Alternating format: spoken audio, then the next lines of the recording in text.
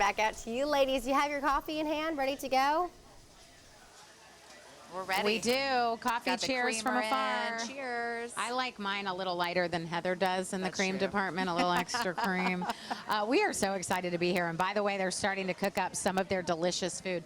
Mike was telling us, he's the owner of Mel's Diner, he was telling us a little bit about some of their specialties. So much of it is homemade, and I just cannot wait to dig in The banana this morning. split, I think, is what I'm most looking forward to. Oh, really? Yeah. 5 a.m. banana split, girl. Hey, why not? I had no idea.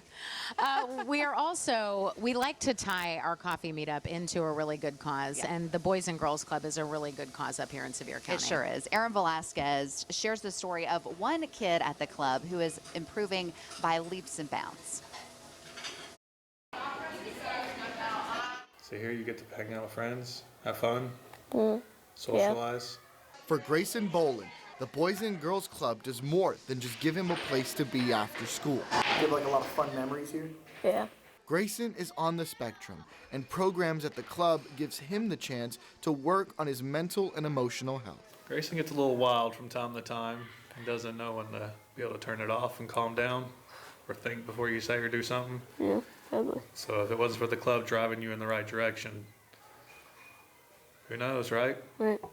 The club hired a director of social and emotional wellness last year. I think that Kayla being able to do these groups with the kids has given them an outlet to express their emotions, to learn about their emotions, to know it's okay to feel those emotions. So I think that it's just been wonderful having it. She says it's important for staff to build up the skills surrounding a child's mental health before an incident occurs. So a lot of our interventions are not responding when something had already happened, but it's we already have those relationships, we already have those supports. As for Grayson is amazing. He's so funny. Club staff know the sky is the limit. I think Grayson could be a wonderful, productive citizen in society.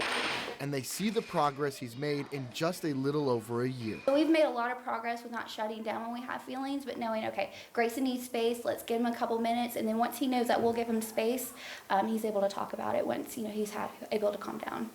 Improvements that Grayson's dad is thankful to see. It's a very awesome feeling to know that he's in good hands.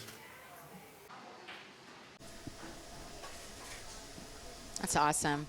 It really is. They provide so many services, and they impact a lot of kids. Yes, and Aaron Velasquez is one of those kids. Aaron, tell us about your history with the Boys and Girls Club. That's right, Abby, Heather. When I was just a little Aaron, my family sent my sister and I to Boys and Girls Club in elementary school. I know it was just super helpful to my parents who worked hard each and every day, and sometimes were just unable to pick my sister and I up right up after school. To have another option where they knew their kids would be safe and still learning, I know took a lot of stress off their mind, just like how it does for Grayson's dad and so many parents who use Boys and Girls Club. I can probably relate to Grayson. I get so excited when I see their Boys and Girls Club shuttle buses getting ready to take us to the club after school. And Abby and Heather, you're going to explain how they're more than just a kind of a facility for kids. They teach you so much about financial literacy, your mental and emotional well-being, and so much more. They really do. They have so many programs. Aaron, thanks for sharing that part of your story. It is pretty incredible to hear.